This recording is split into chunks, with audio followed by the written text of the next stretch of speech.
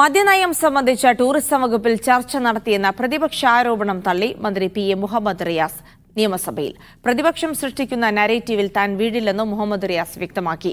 Excise policy എന്ന് പറഞ്ഞ് യോഗം വിളിക്കാൻ ടൂറിസം ഡയറക്ടർക്ക് അധികാരമുണ്ടോ എന്ന് പ്രതിപക്ഷം ചോദിച്ചു.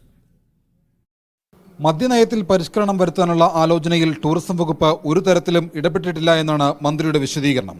മദ്യനയവുമായി ബന്ധപ്പെട്ട് തീരുമാനമെടുക്കാനുള്ള പരിപൂർണമായ അധികാരം എക്സൈസ് വകുപ്പിനാണ്. ഇക്കാര്യവുമായി ബന്ധപ്പെട്ട് ടൂറിസം വകുപ്പ് ഒരു നിലപാടും ആരെയും അറിയിച്ചിട്ടില്ലെന്ന് നേരത്തെ പറഞ്ഞതാണെന്ന് മന്ത്രി സഭയിൽ ആവർത്തിച്ചു.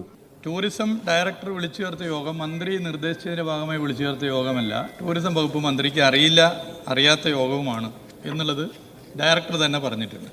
ഏതെങ്കിലും പത്രത്തിൽ എന്തെങ്കിലും വാർത്ത വന്നാൽ അത് സഭയിൽ കൊണ്ടുവന്ന് ചർച്ച ചെയ്യുന്നത് ശരിയല്ല.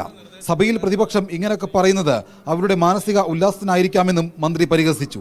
ടൂറിസം ഡയറക്ടറുടെ ഇടപെടലിനെ പ്രതിപക്ഷം ചോദ്യം ചെയ്തു. ടൂറിസം വകുപ്പുമായി ബന്ധപ്പെട്ട ടൂറിസം മേഖലയുമായി ബന്ധപ്പെട്ട സമഗ്രമായ വിഷയങ്ങൾ ചർച്ച ചെയ്യുന്നതിന് ഇനി മുതൽ വിളിക്കുന്ന യോഗങ്ങൾക്കെങ്കിലും അതിന്റെ അജണ്ടയുടെ പേര് മദ്യനയം ചർച്ച ചെയ്യാൻ എന്ന് പറഞ്ഞ് വിളിക്കരുത് എന്ന് ബഹുമാനപ്പെട്ട മന്ത്രി പ്രത്യേക നിർദ്ദേശം കൊടുക്കുന്നത് അദ്ദേഹത്തിന്റെ മറുപടിയിൽ നിന്ന് അതാണ് തോന്നുന്നത്.